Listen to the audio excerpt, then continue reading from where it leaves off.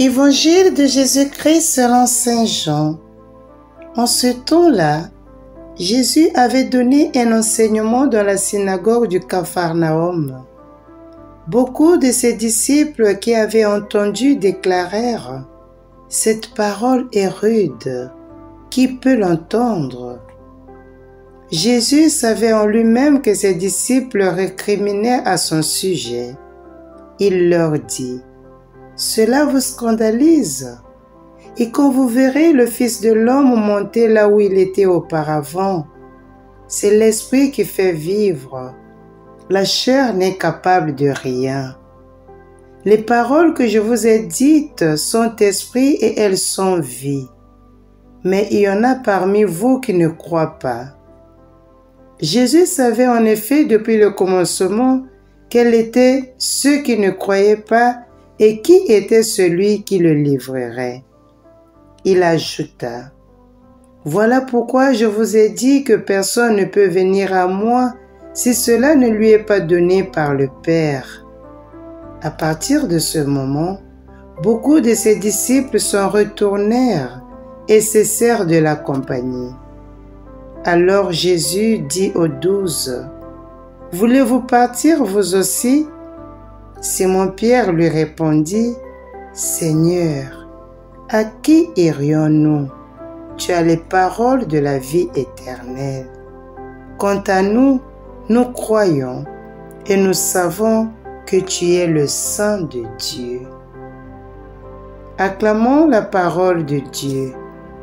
Louange à toi, Seigneur Jésus. Seigneur, à qui irions-nous? Tu as les paroles de la vie éternelle. Chers abonnés de 3 minutes d'évangile, mes chers frères et sœurs dans le Seigneur, la paix soit avec vous. L'Église aujourd'hui célèbre le 21e dimanche du temps ordinaire de l'année liturgique B.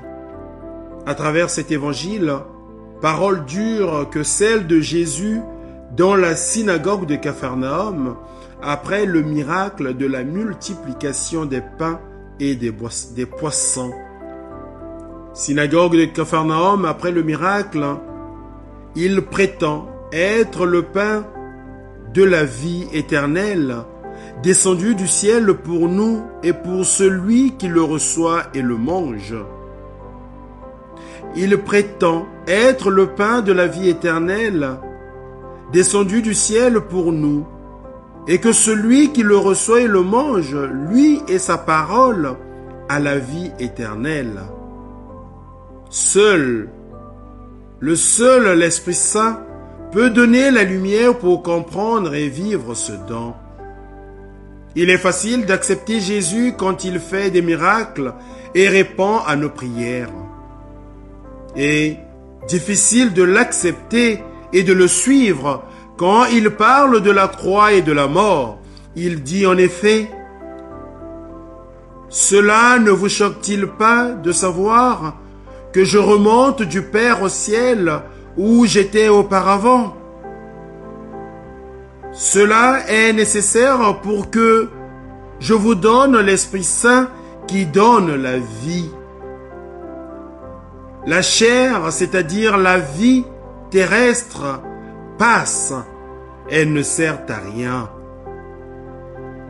Il est nécessaire, chers frères et sœurs, d'entrer complètement dans le mystère de Dieu, s'abandonner à l'infinie grandeur de Dieu en se sachant petit et limité. Notre fondateur, Saint Paul de la Croix, comparait notre expérience humaine à celle d'une goutte d'eau. Notre expérience humaine à celle de la goutte d'eau qui plonge dans la mer, l'océan, et disparaît dans son immensité heureuse de cette disparition et devenant en même temps un océan dans l'immensité. Heureuse de cette disparition et en même temps devenant un océan dans la grandeur de Dieu. Les auditeurs de Capharnaüm se divisent en deux. Les auditeurs de Capharnaüm se séparent en deux. Cette parole est dure. Qui peut l'écouter? Disent les uns, et ils abandonnent Jésus. Et ils demandent aux apôtres et à nous, voulez-vous aussi vous abandonner, vous aussi? Que répondons-nous en ce dimanche? Avec Simon-Pierre, nous disons aussi, Seigneur, vers qui irions-nous? Tu as les paroles de la vie éternelle. Tu as les paroles de la vie éternelle. Et nous avons cru et su que tu es le Saint de Dieu. À tous et à toutes, bon dimanche, que le Seigneur soit avec vous.